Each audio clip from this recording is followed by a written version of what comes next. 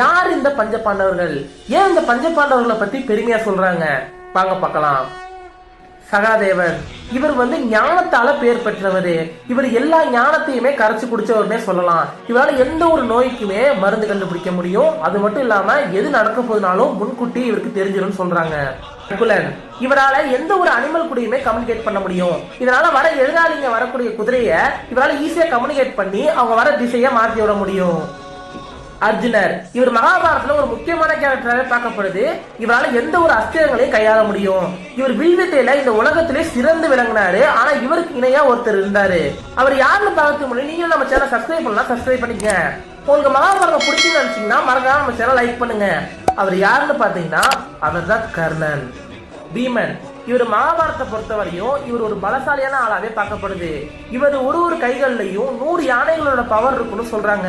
இவர் கோபப்பட்டார்னா அங்க இருக்கக்கூடிய இடமே நடுங்குன்னு சொல்றாங்க. யுதிஷ்டர் இவருக்கு தர்மர்னு இன்னொரு பேர் இருக்கு. இவருக்கு தர்மர்னு பேர் வர்றதுக்கு காரணம் இவர் ஒரு எந்த செயலை செஞ்சாலும் தர்மத்தின் வழியில தான் செய்வாரு. அதர்மம் புரிகிறது இவருக்கு பிடிக்காது. பஞ்ச பாண்டவர்களுக்கு இவர் தான் அண்ணனா கருதப்படுறாரு.